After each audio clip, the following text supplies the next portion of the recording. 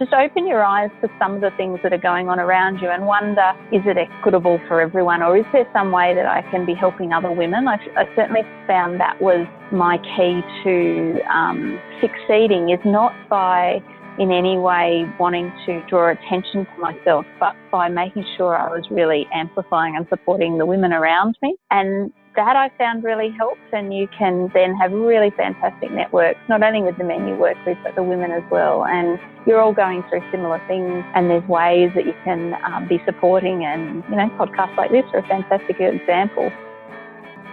My name is Mad Mumsy, and I have been driving the huge dump trucks in Australian open-cut mines for over 10 years now. I wish I had $1 for everyone who said to me, "How does a little thing like you drive those big trucks? You must be rich. Oh, how do I get a job doing that?" My mining friends are asked these questions all the time too. This is what started the Mad Mumsy journey, to share stories and tips from living a mining lifestyle and to let others know what it's really like. Not everyone is cut out to be a miner, but why not? What does it take to thrive and survive in this industry? Now let's dig in. Get it? Dig? Mining? Oh, it cracked me up. Hello, my name is Mad Mumsy, and this is episode 48 of the Beers with the Miner podcast. This week is a happy hour episode, and I had a fascinating chat with Dr. Kirstin Ferguson, one of Australia's leading professional company directors and businesswomen, as well as an award-winning expert on leadership and corporate culture, and a leading commentator on diversity and inclusion. After joining the military, aged 17, she graduated as Dux of her Air Force graduating class at the Australian Defence Force Academy. She was then posted to an F-111 squadron and decided to study law and became a solicitor. She then went on to become CEO of a global consulting business operating in the mining and resources sector, before completing a PhD in leadership and governance and embarking on a career as a professional company director. She has been named as one of the Australian Financial Review's 100 Women of Influence, been awarded a Sir Winston Churchill Fellowship, and named as the Australian Institute of Management's Young Manager of the Year. If this wasn't enough, Dr. Ferguson is the creator of the Walkley Award-nominated #Celebrating Women campaign, after having committed to celebrate 2 women from all walks of life and from anywhere in the world every single day for a year. Her widely acclaimed efforts saw her celebrate approximately 750 women from more than 37 countries and led to her creating a social media movement, and now has a new upcoming book called Womankind. I was lucky enough to have been one of those 750 women involved in the #Celebrating Women campaign. It really was lovely for me to personally have a chat with Dr. Ferguson, and I'm excited to say that we also got a scoop just for you. So without further ado, let's dig into this episode. Welcome to the podcast, Dr. Kirstin Ferguson. Are you ready to dig in? Get it? Dig? Mining? I crack me up. Okay, as this podcast is called the Beers with a Miner podcast, I like to start by asking my guests their favourite beverage and best time to enjoy it. What is yours? Well, I've become a bit partial to a shandy. It's a bit retro, I know, and, you know, it's not a full-strength beer, but I've got a place up on the Sunshine Coast, and we walk to our favourite sort of beachside brewery right there. And so when I get there, I have a shandy or two, because I figure since they're half strength, you can have a few. And then we very slowly walk back. So at the moment, having a shandy after a walk on the beach is right up there. Wow, that's lovely. And a shandy is beer and lemonade, is that right? It is. It's like something our grandmothers probably used to drink, but it's really refreshing. So anyway, I like it. So that's pretty good. Yeah, I was just going to say that my nana used to drink it, and then one of my exes used to have a beer with a dash of lemonade, and they'd always give it to me, and I'd say, no, that's his. I like real beer. That's gender stereotypes for you. Gender stereotyping right there. And that was, 20, 30 years ago, maybe. Yeah. Well, we might touch on your journey within the mining industry, since my podcast is based around the mining industry, but you are so in very diverse ways, doing lots of other things. But I see on your website that you've worked, now I'll read this out, providing cognitive-based health and safety services to the mining and resources industry, and led a team of psychologists with offices in Australia, Canada, US and Europe. So, Kirst, do you mind if I call you Kirstin, or do I need to call you doctor? No, of course. No, but please call me Kirstin. I haven't interviewed a doctor as yet, so. Well. Oh, I was just going to say, if you could explain in layman's terms what cognitive-based health and safety is that kind of like what the hard hat mentor, my sister, does, for all you safety weirdos, as she likes to call herself? No, look, well, she was one of the women I got to celebrate last year, which was wonderful. But I don't know exactly what she does, but I can tell you a little bit about what that business was. And I'm not there now. So I was CEO of a group that used to provide the program called the Zero Incident Process, or the ZIP process. And it was mainly presented by psychologists. And what that cognitive-based training means is it's getting people to change their attitudes to safety. So we would argue that it's not enough just to have a policy in place, but it's what you choose to do at sort of 2 a.m. in the morning when your supervisor isn't around, whether it's easier just to take that shortcut or whether you stop and have a think about what's the most important thing to you personally and what the consequences of an unsafe decision might be. And so I led that business, and I knew nothing about safety. I was a bit like you when I first started thinking, what on earth is cognitive-based safety training all about? So it was the most amazing experience, and got to go underground in platinum mines in South Africa and coal mines over there, which are very different to here. Definitely been in a lot of mining across Australia, also in Indonesia. In the US, went up to the Arctic where they've got diamond mines, and it's just, something that I really loved. And then because I got exposure to health and safety through that role, I ended up doing a PhD looking at the role of boards in health and safety. And so that's what the doctor's from. I'm definitely not a medical doctor. Do not ask me any health issues whatsoever. But I became and remain really passionate about health and safety and mental health in particular. But that was my first exposure to mining, was through that role, and understanding, how critical having people who are really focused on making safe choices are.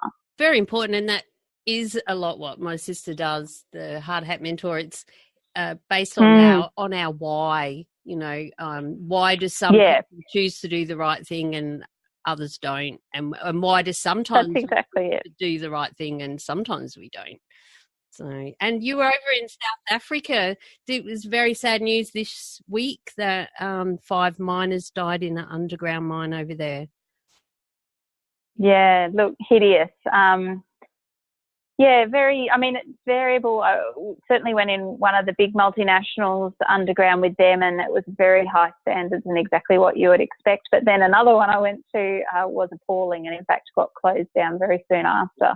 So I think they're doing a lot of work, though, to improve safety standards, which is fantastic. But obviously sad news this week. There's a lot more to be done, a lot more. That's right. You would have come across all sorts.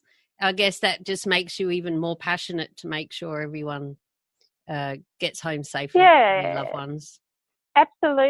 Absolutely. And in the roles that I am now sitting on boards, very passionate about making sure that the safety cultures in organisations are right, and that we're making sure we're doing everything we can to keep our people safe. Yeah. Okay. It really helps me to understand when I come across a safety widow such as yourself and my sister, and we say that with love in our heart, the safety widow, obviously. It's a word that just exudes passion, I think, about why people who are involved in safety get so passionate about it, is because they've seen so much of the bad things that can happen, sadly. That's right. Yeah. So you would have worked with a lot of blokes in the mines then, obviously, in all different countries and your different roles. Do you personally have any tips for women working in male-dominated industries, or especially women who are thinking about coming into it? What do you think might help them to be able to handle it a bit better? Any insights there? Yeah, look, I've had quite a journey, because I started my career when I was 17 and I joined the military, and I went to the Australian Defence Force Academy, and I was one of, I think, a handful of women there, and it was incredibly male dominated. And, you know, I was utterly in denial that there was anything around gender that was going to be relevant. I just wanted to be known, you know, for who I was and contributing and being a leader regardless of gender. And I must admit, I spent maybe 20 years just hoping no one noticed I was a female. And that's how I worked in all my male-dominated environments. It's really only, you know, when you become a bit more senior and you've got the ability to ask questions and to influence change that you can start to sort of unpick the things that you've seen happening and, you know, don't seem quite right, and wondering, well, what is it that's going on? And some of those really clear gender inequities that happen around us, and some of them aren't obvious, and it takes some time and confidence to really address those. So I guess your question really depends on where you are in your awareness. If you were like me and just wanted to not talk, you know, I don't want to bring attention to the fact I'm female, I just want to be getting on and doing what I'm doing, which I know is the case for lots and lots of women, then I completely understand that, and I think you should be focusing on being the best leader you can be. But I would encourage you to perhaps just open your eyes to some of the things that are going on around you and wonder, you know, is it equitable for everyone, or is there some way that I can be helping other women? I certainly found that was my key to succeeding, is not by in any way wanting to draw attention to myself, but by making sure I was really amplifying and supporting the women around me. And that I found really helped, and you can then have really fantastic networks, not only with the men you work with, but the women as well. And you're all going through similar things, and there's ways that you can be supporting, and, you know, podcasts like this are a fantastic example, but about backing each other in meetings. If there are only one or two of you in a meeting, it can really help. In fact, in the book that I've got coming out shortly with Catherine Fox, we write about in the Obama White House, they only had very few women. And I mean, compared to what the president that's there now, you would expect that it was a completely different situation for women. But even there, they had fewer women in power. And so they, the women that were there, had a really concerted effort to what they called amplify each other. So in meetings, they would back each other up and do different things. And researchers went in and found that it actually has an enormous effect. And by the second administration, they doubled their numbers of women that were there, including in positions or senior positions. So it's just a really interesting way of thinking about how you can work in a male-dominated environment and support the women that are there as well. That's right. And it also goes for the men as well, I think. Without saying. So, yeah, sorry, I was more focusing on no, that's women. Fine. I mean, we need male allies. Yeah, we need male allies, and they're critical in a male-dominated environment. And for them, and helping them to see things that might not be obvious to them because they're in a different, you know, position, and they're not necessarily one of the minorities. So helping them in a way that's really constructive, I think, is useful as well. Yeah, for sure. I know in my roles, I've always, especially when new girls come on, or new women, new ladies, I always see them all as girls because I'm usually the oldest. But I kind of take them under the wing, under my wing, and just say, you know, if you need a chat, if anything, and there's some things you just can't talk to men about, you know, I'm here. We got each other. I got your back, girl.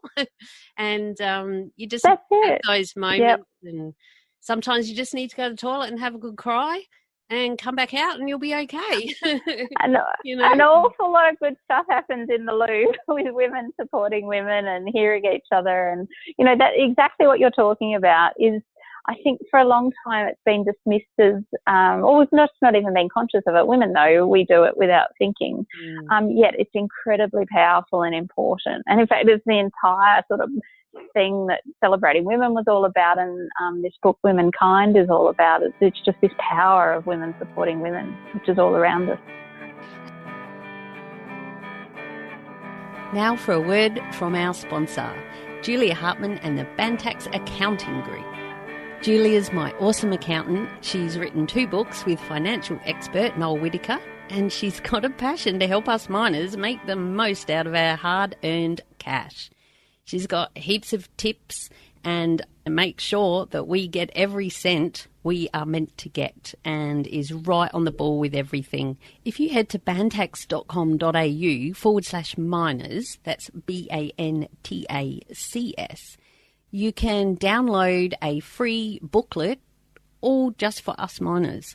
And there's also a spreadsheet in there that helps you check off what tools you have for your trade, like your isolation lock, work boots, 7 shirts, all of these sorts of things, and you can weigh them up and it'll tell you if you qualify weight-wise to claim your trips out to work. And that's just one of the things that they've got over there. So I strongly urge you to head to bantax.com.au/miners and see what they can do, and find your nearest office as we come up to tax time. They're really on the ball, know what's going on with the tax department, and there's heaps of other free information like property investing. If you really plan on doing some great things with your money, you want to do that, right? If you want to sell your house, can save a lot of money if you find out what to do first rather than in hindsight. And Julia, she'll, make sure you get it right. And if you do it wrong and then go and see her, she'll up you in the nicest possible way, because she really cares about us and wants us to keep our money and not give it to the tax department. Anyway, head over to bantax.com.au/miners and tell them Mad Mumsy sent you.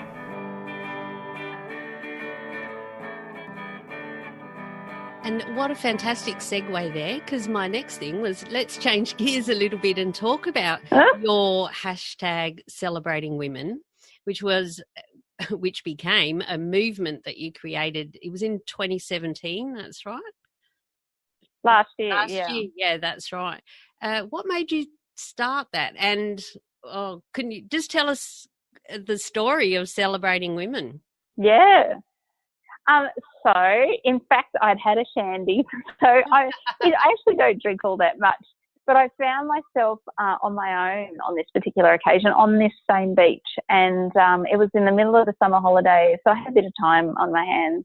And I'd been reading Twitter. I love being on Twitter and, just being part of that whole environment. But you can't help but notice the denigration that so many women face, and harassment and abuse for no reason whatsoever. And I noticed a particular thread of tweets one day directed towards a particular woman, and I can't even remember what it was about now, but I just remember going, enough, I have had enough. And I went off I went on my walk, and I got to the end and I had this shandy in the brewery. And I literally sat there and thought, right, what am I going to do to try and make a difference? And I ended up writing a bit of an opinion piece saying we needed to see more celebration and less denigration of women. I had absolutely no idea how I was going to do that. I slept on it. And the very next day, I ended up ringing my mum, and I asked her 4 questions. I kind of made them up over the phone. Well, I needed a test dummy that didn't really know what they were getting themselves into, because this was a harebrained scheme at best. And I asked her 4 questions, and I made them up then and there. And I posted her answers and some photos on Twitter. I didn't tell anyone it was my mum. And suddenly people really liked it. They enjoyed her little story. And I thought, okay, suddenly my Twitter feed felt more positive than it had the day before.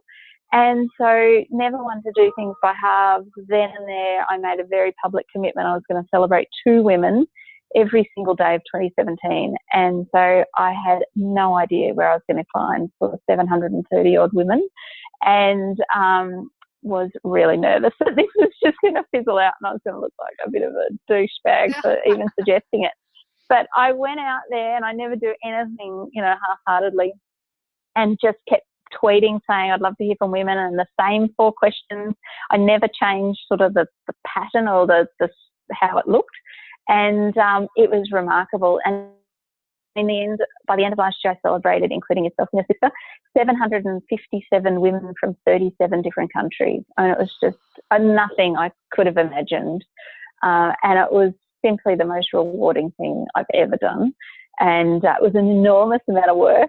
Every single morning I'd be posting, in the back of taxis or wherever I was, because I'm already really busy. But I loved it. And I only ever said I'd do it for a year. And so at the end of the year, I'd started with my mum. So on the very last profile is of my eldest daughter, and celebrated her.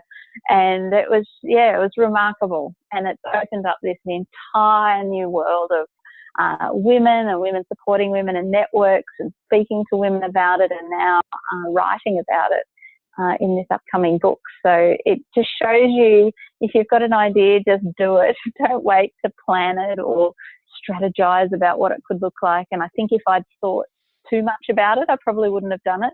And if I could have ever anticipated it would have been as big as it was, I bet I would have sort of psyched myself out of it. So part of the authenticity, I think, was just getting started and having no reason, no ulterior motive, no, there was nothing I was trying to gain out of it other than just to see women celebrated and amplified. And what an amazing journey it was. As you say, I was on there, and my sister got me to do it. And I know she did it as well. Good on her. Oh, good on her. She harasses. She goes, "Have you done this yet?" I'm like, "Oh, yeah." And well, you're lucky you didn't miss out. It was amazing, the number of women. Yeah, that's right. I had a look through again last night on your website, and it's amazing how many different roles the women were doing and how they're contributing to society. And there were quite a few women in high vis. I always stopped at one of those. Yeah. I'm like, there's a chick with a loader, and there's a lady underground, and and there's me one with of the my things truck. So one of the wonderful things about it was that, and it just was luck really, because my mum was retired, but she was also studying and doing different things. The very first question was, how would you describe what it is you do, but don't use a position title? Little did I know that would be the single most important question for making sure it was a campaign for everyone, because it didn't matter if you were the foreign minister, she did it, or CEOs or whatever. You weren't able to describe yourself in that way. You just were described by your first name. And so it was a real level up. And I think too often we only ever celebrate the really senior, high-profile women, whereas what I wanted to show was that every woman is a role model. Like, it doesn't matter what you're doing, you are a role model to someone else. And this campaign really showed that every single day. And the women who were electricians or who were miners or who were working in shops or who weren't working at all, who were at home with their kids or retired or whatever, every single story was really inspiring. And so I loved that while there were high-profile women in there, they were by far the minority, and they were not given any special treatment to anyone else. And everyone was celebrated in the order in which they submitted their form. So, I don't know who you were with on your day, but you could have been next to Julie Bishop or Tanya Slivesek or whatever. It was just the luck of the draw as to when people were celebrated. And I think that's one of the things that made it really special. Yeah, for sure. And what I really liked is, and it shows how much work it was, is the way that you did it. You did a thread with each tweet of each person and shared the question, the answer to each question. And I must say it gave me a lot more visibility, and I got a lot of connections from doing it as well. And it made me also that's wonderful. It made me consider the questions. Yeah. So do you want me to sort of repeat the questions to your listeners? Because they might like to think about how they would answer them, because they're not that easy. for the whole year I told every woman, oh, it's really easy.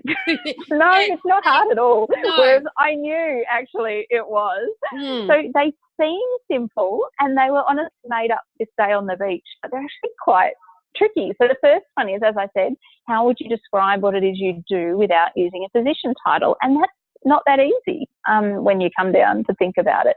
The second one was, what did you want to do when you're at school? The third was 3 words to describe your life to date. And then the fourth was who you hope to inspire and why.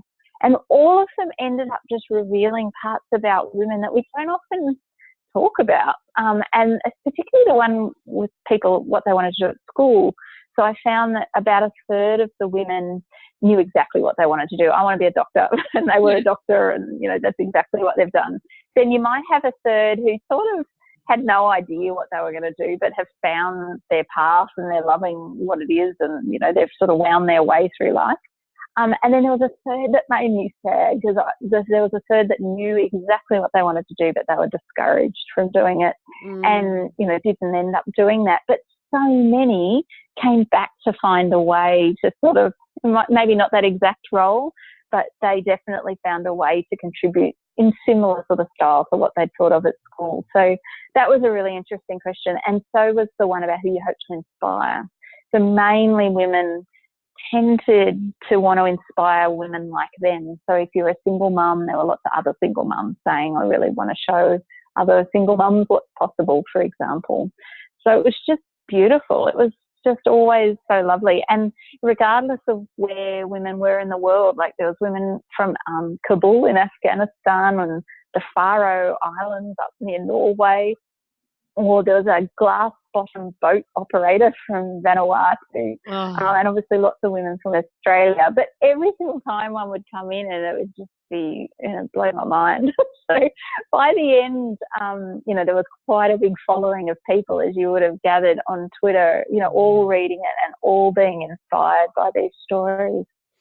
Absolutely. And I really loved your tweet that your mum and dad were going through all the answers one weekend, and they were writing the top 3 words, and they came up with the top 3 overall out of how many? They did. And it was there were thousands of words. Yeah, it was challenging was the number one word that women use to describe their life, but very closely followed by rewarding. And then I think the third one was fun or something like that. But I look at that challenging and rewarding, and that it's perfect. Most women, that's your life. It's bloody hard sometimes, and it can be really difficult. But, most of us try and find a way to feel like we're contributing in whatever it is that we're doing. It doesn't matter what your role is. We're all trying to find a way to add value in the people, our lives, the people we love and where we work. And anyway, so that was a really nice surprise. I had no idea that they'd done that. And they created this word cloud at the end.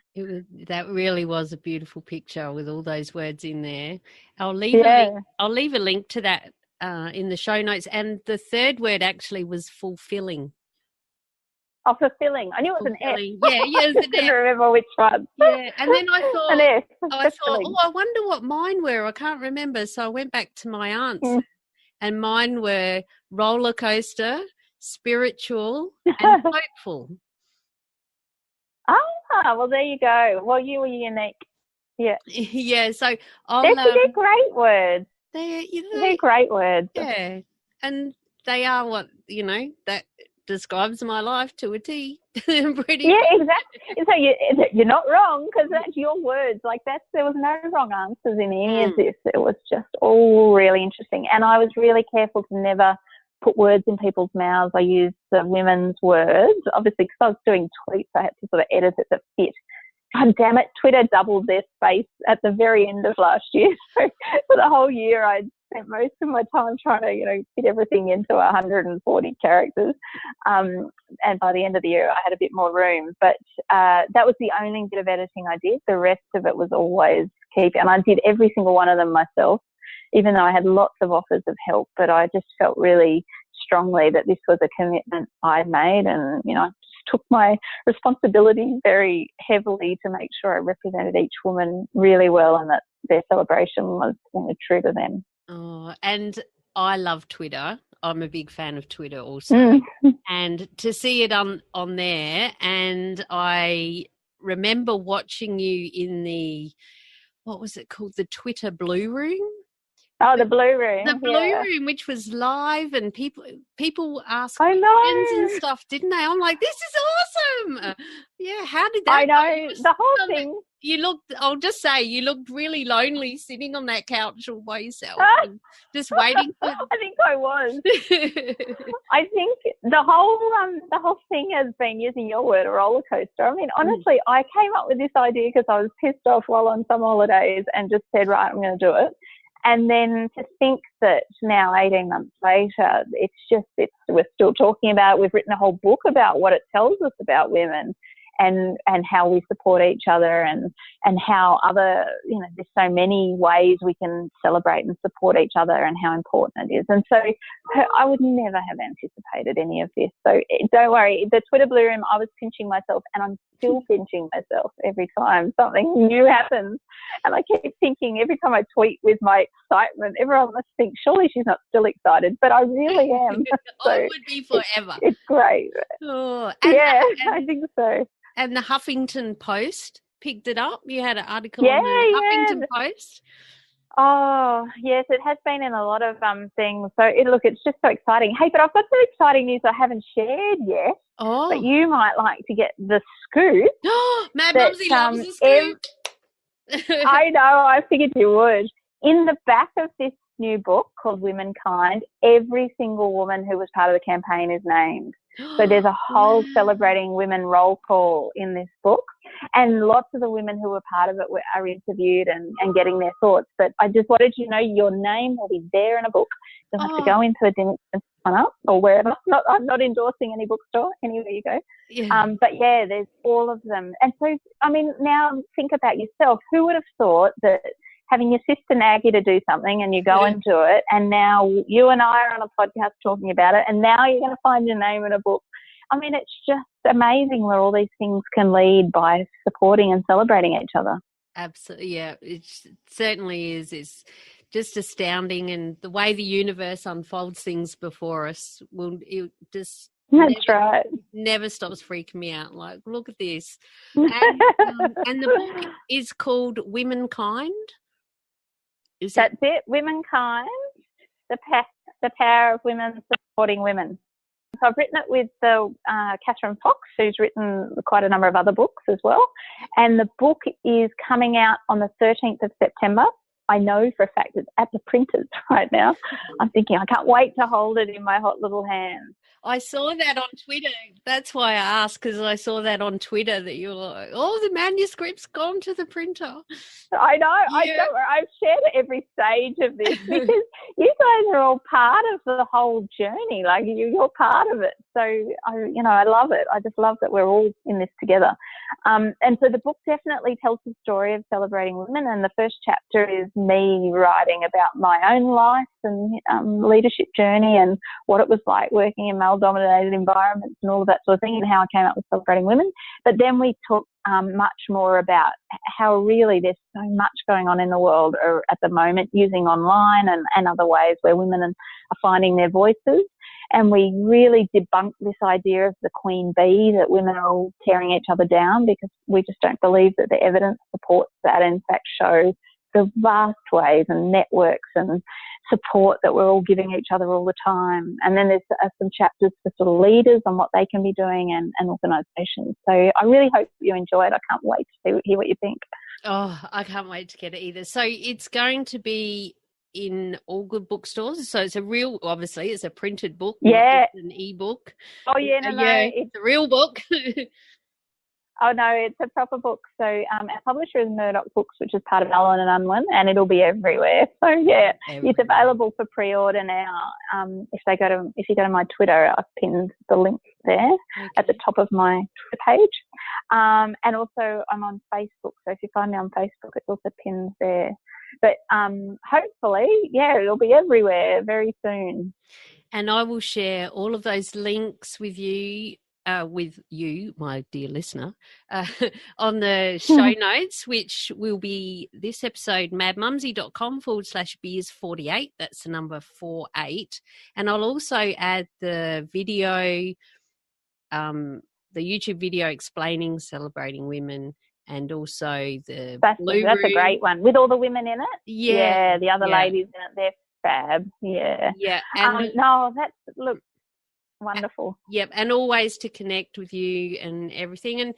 And I just, being mindful of your time, I just have one more question that I've been asking recently, and it's, when life turns to shit, as it can and at times does for all of us, how do you, Dr. Kirstin Ferguson, turn it around?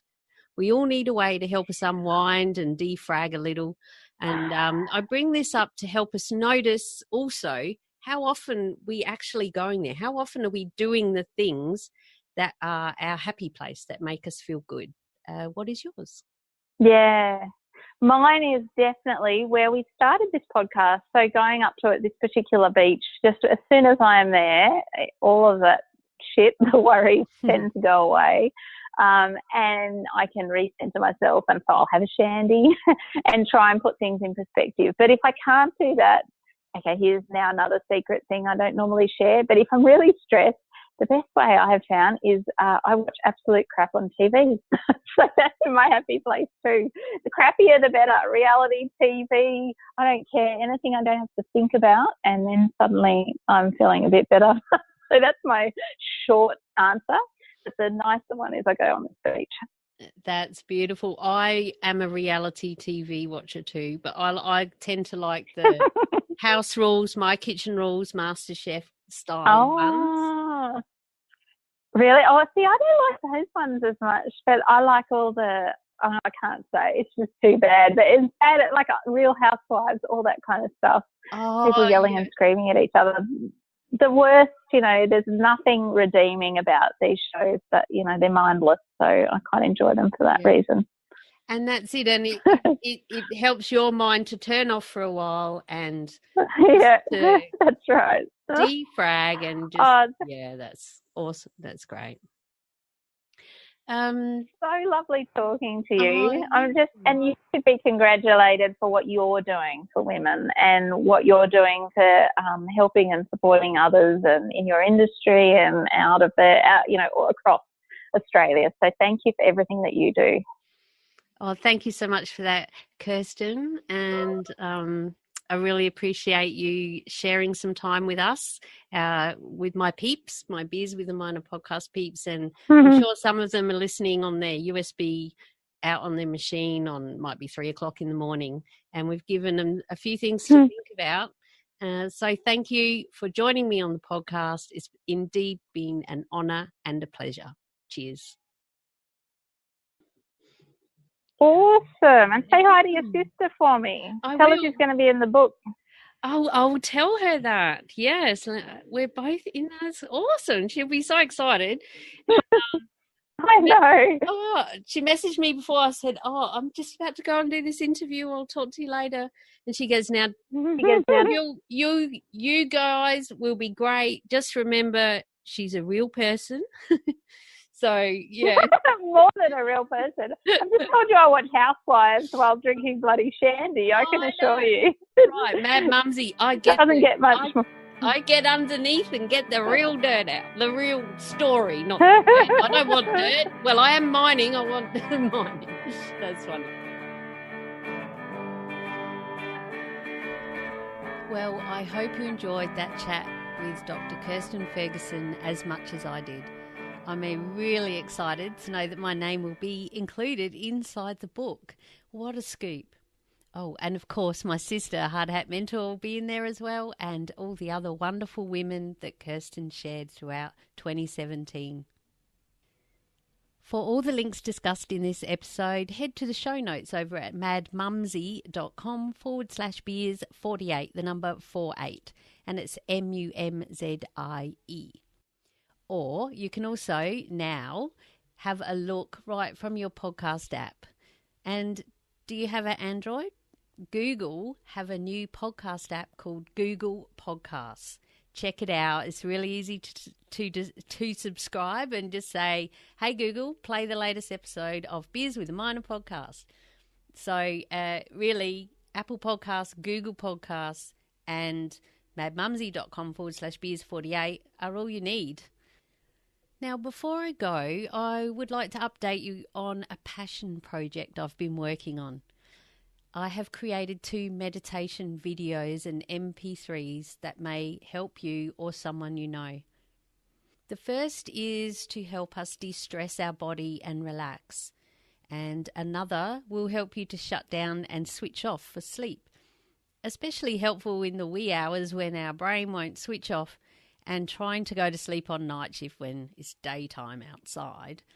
The way that it's set up, they end up costing you about $3 Australian, and it depends on the US conversion rate. That's why. So when you click buy, I think it's $4 to buy, but then when you get to checkout, it's less. So there you go. There's a bonus. This helps me to cover a few expenses in creating the podcast, and it's also something that I really wanted to do because it's how I get through a lot of the roller coaster of life. As I said to Kirstin, that was my number one word to describe my life was a roller coaster. So when that roller coaster is rocking, I meditate. And so after all my years of meditating, I now know that a lot of people don't even like that word. It's for just bloody old hippies like me. But anytime you can just switch off your brain just for a bit, and have a little bit of space in there, for goodness sake, we can drive ourselves nuts, and which is really hard to do when you're trying to go to sleep. And as you're working long hours, you really do need your sleep. It's critical. So you can find them over at madmumsy.com/sleep. Of course, I'd love any feedback on those. I've had some already, and people are saying they didn't even get to the end because they went back to sleep, which is exactly my goal. Thanks for listening to the Beers with a Minor podcast. Until next time, stay safe, be real, be special, and have fun, for we only live once. Cheers.